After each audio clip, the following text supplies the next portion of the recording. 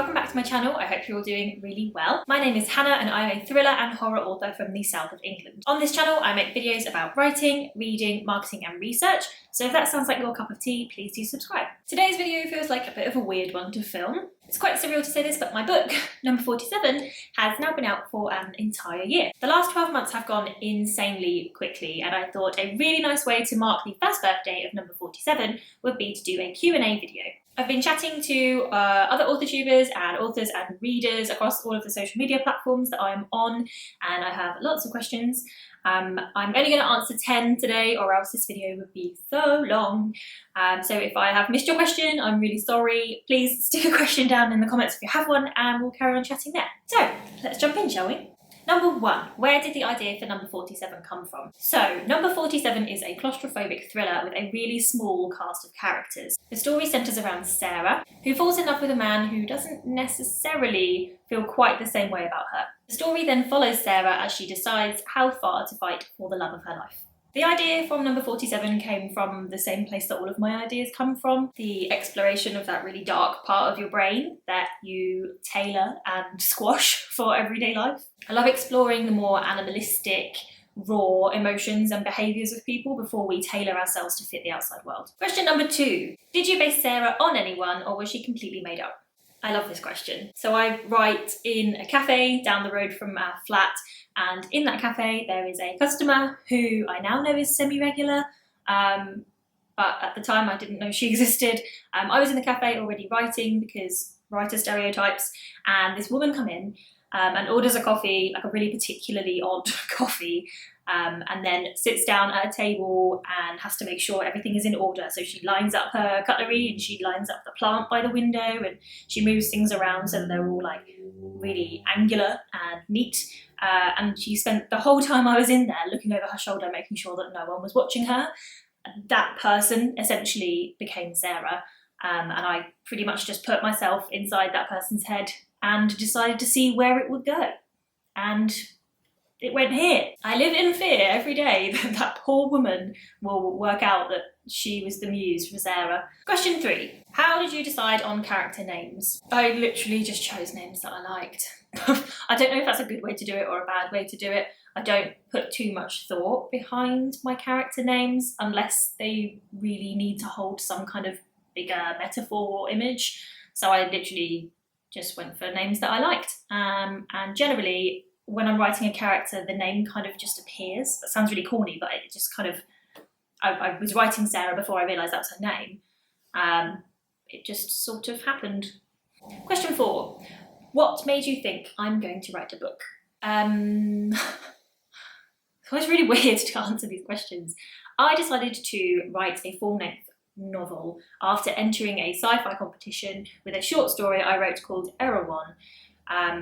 I did a lot better in the short story competition than I thought I would. I actually ended up winning it. So I decided to just see how far I could stretch it. And I don't know, it just felt like the natural next thing to do.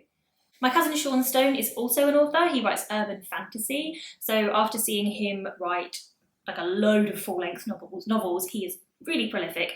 I kind of just figured I wanted to give it a go. So I did.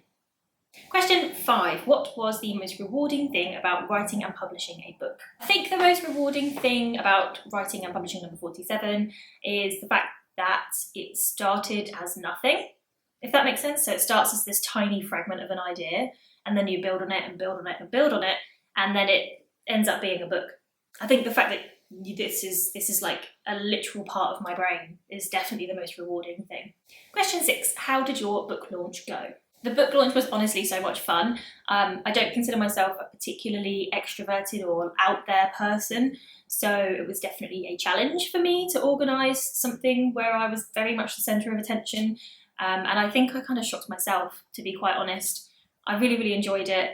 I tried to make it quite chilled out, so it started off with my really lovely friend Nicola playing some acoustic music whilst people were milling around and getting drinks, and then I did some readings. Then we did more mingling, and then I did some more readings, and then I sold more books than I thought I probably ever would. I also was quite lucky. So the venue I did my book launch in was on the corner of a reasonably busy road. So I did actually end up having some people that I hadn't invited arrive and come in for the book launch, and they are now officially fans, I guess. One thing I did learn from the book launch is I hate signing things. My handwriting's really messy and it changes every time I sign something. My signature is a right mess. I had this next question a few times. So what is one thing I would do differently if I was to write number 47 again?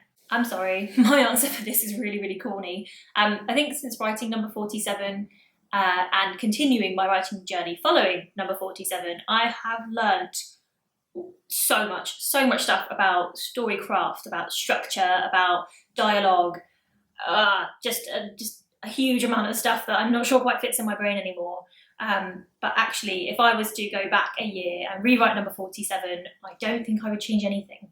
I think that I learnt everything for a reason, did everything for a reason, and that's all led on to where I am now, so I don't think I'd change anything. What is the number one thing you learnt from writing number 47 that you are now applying to one road in? This is a really good question, had me scratching my head for a bit, to be honest. I honestly feel like I learnt so much in the writing process for number 47 and then in continuing to write. So trying to think of just the one thing, couldn't quite narrow it down, so I've got two, cheated slightly.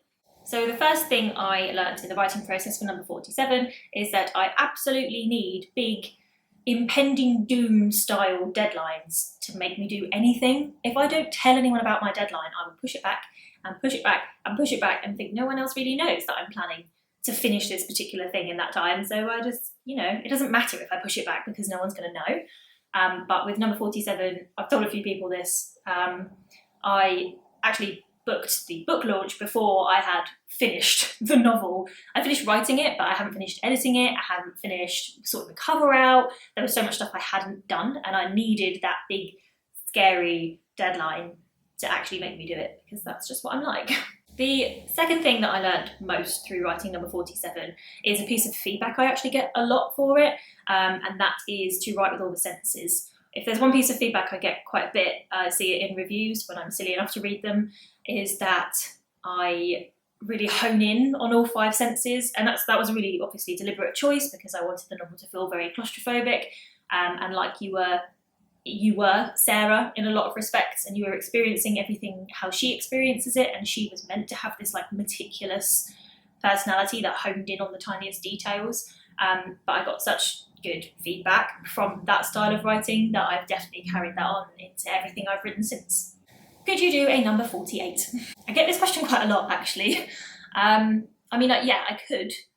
I'm not sure at this stage in my life whether I would or not. I foresaw number 47 as a standalone thriller. I didn't see it as a trilogy or a duology or a series, anything like that.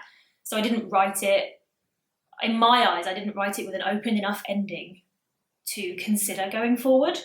So if I was to write any more around number 47 and the universe I built for it, then it would have to be a prequel. So I guess number 46. Question number 10. Would you ever consider doing a live reading of number 47 on YouTube? I guess so. Yeah, that makes me feel kind of nervous to say yes to that, but yes, I suppose I would if it was something that people wanted.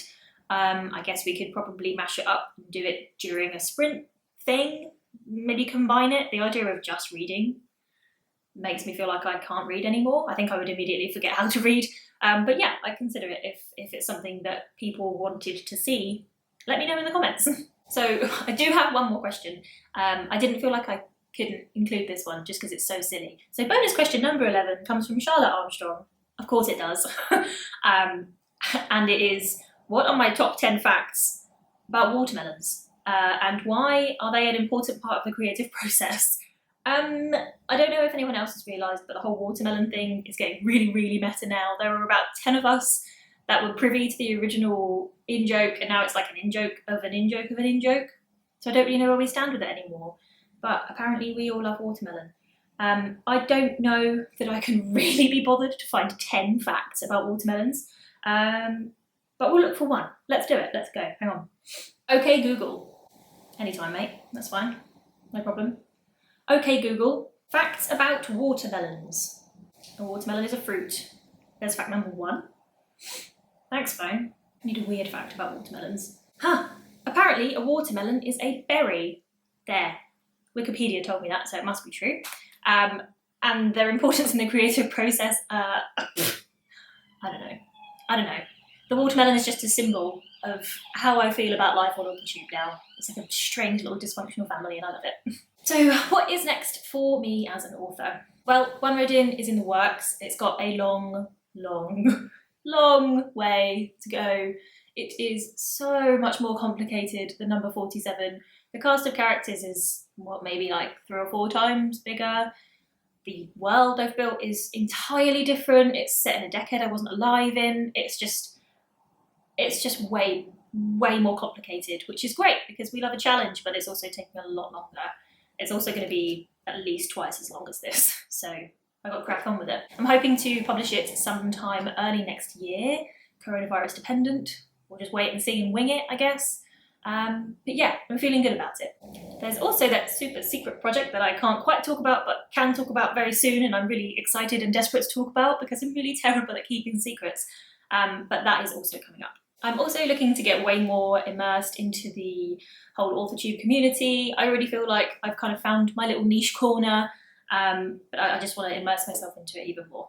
Starting with the Worldwide Write-a-thon, which is particularly hard to get out, which is on the 15th and 16th of August.